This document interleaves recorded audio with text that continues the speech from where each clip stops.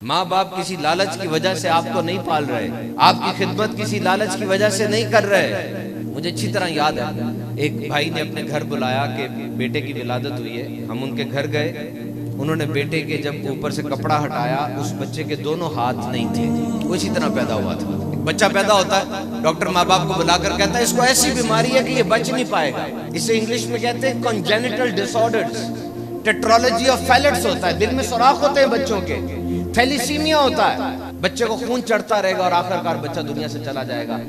माँ बाप को डॉक्टर ने कह दिया कि बच्चा नहीं बचेगा, क्या माँ बाप उस बच्चे को उठा के कचरे के ढेर में फेंक देते हैं? लाखों रुपए लगते हैं, माँ बाप कर्जा उठा लेते हैं, लेकिन उस नन्ही सी जान को बचाने की कोशिश करते हैं। ऐसा होता है कि नहीं बताइए? आज एक नौजवान अपने बूढ़े बाप की खिदमत कर रहा है, उसका बहाना भी साफ करता है, उसको उठा के लेकर जाता है, हर तरह से उसकी खैरगिरी करता है। मैं नहीं कहता उस नौजवान के दिल में कोई बात आएगी, लेकिन क्या मुआशरा, क्या खानदान, क्या हमसाए उसके कान में डालते नहीं है? अल्लाह बाबे को पर्दा दे दे, जवान बेटे के ऊपर बोझ बना हुआ है। ऐसी बातें होती है ना हमारे खानदान में, हमारे माशरे में होती है। अब मुझे ईमान से बताओ, एक छोटा बच्चा जो बिस्तर मर्ग पर हो, डॉक्टर जवाब उसको दे चुके हो, क्या कभी बाप ने और माँ ने ये जुमला बोला है, सोचा है क्या बारी ताला मेरे बच्चे को पर्दा दे दे? वो कभी नहीं सोच सकता, वो कभी नहीं बोल सकता।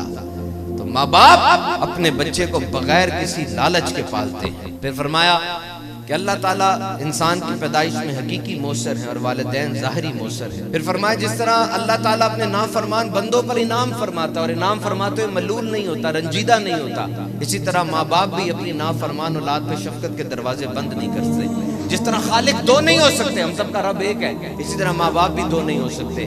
वैसे तो हदीस पाक में है तुम्हारे तीन बाप हैं, एक वो जिसने तुम्हें पैदा किया, बायोलॉजिकल फादर, ओरिजिनल फादर, और एक वो जिसने तुम्हें बेटी दी, और एक वो जिसने तुम्हें सिखाया, जो तुम्हारा उस्ताद है। लेकिन ओरिजिनल बायोलॉजिकल फादर वो एक ही होते हैं। फिर फरमाया वालिदैन कभी भी औलाद की तरक्की में कमी नहीं करते। बड़ा नाज है आपको अपने कारोबारी दोस्त के ऊपर, बड़ा नाज है आपको अपने यूनिवर्सिटी के दोस्त के ऊपर, मेरा फलां दोस्त बड़ा अच्छा है, बड़ा जबरदस्त है, मेरा बड़ा लॉयल है, मेरा बड़ा वफादार है। जब आपकी कोई अच्छी बिक्री होती है, जब आपको कोई अच्छा ग्राहक मिल जाता है, उसके चेहरे पे बदलते हुए तासुरात नहीं देखते आप? आपके सामने वाला दोस्त आपकी तिजोरी पर ही नजर रखता है कि आज इसकी तिजोरी में कितने पैसे गए। सक्के भाई के घर से ताबीज निकल रहे होते हैं, होता कि नहीं ऐसा बताइए? अगर आपके नंबर अच्छे आ जाए किसी इम्तिहान में, वो दोस्त जिसको आप सबसे पक्का दोस्त कहते हैं, उसका चेहरा क्यों मुरझा जाता है? और अब जरा उसके बारे में सोचिए कि जब आप घर से निकलते हैं कारोबार पे जाने के लिए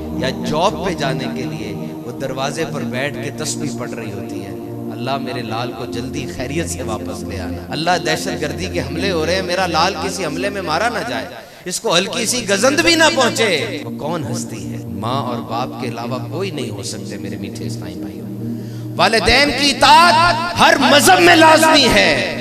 बेअक्ल हैवानों के अंदर भी माँ की और बाप की इज्जत और बाप बाप की मोहब्बत होती है बच्चों के लिए। जिस तरह रब ताला की इबादत हर नबी उम्मती शाहो गदा पर फर्ज है, इसी तरह माँ बाप की इज्जत भी सब पे फर्ज है। तो कोई ये दावा नहीं कर सकता कि मैंने अल्लाह की इबादत का हक अदा कर दिया, प्यारे आका सल्लल्लाहु अलैहि वसल्लम की मिदहत का, आपकी नात का हक अदा कर दिया, और कोई ये भी दावा नहीं कर सकता कि मैंने अपने माँ बाप की खिदमत का हक अदा कर दिया। एक साहबी ने बारगाह नबी में अर्ज की, या रसूल अल्लाह, एक रास्ता था, उसमें गर्म पत्थर पड़े थे, इतने गर्म थे कि अगर गोश्त डाला जाता गोश्त भी कबाब बन जाता। मैंने उस रास्ते में अपनी माँ को अपनी ऊपर सवार किया और 6 मील तक पैदल गया। मुझे बताइए क्या मैंने अपने माँ का हक अदा कर दिया? मेरे आका अलैहिस्सलाम ने फरमाया, तेरे पैदा होते वक्त जो दर्द के झटके उसने सहे थे ना, उसके एक झटके का भी बदला तूने अदा नहीं किया। तो मेरे मीठे और मोहतरम इस्लामी भाइयों, ये शान है माँ बाप की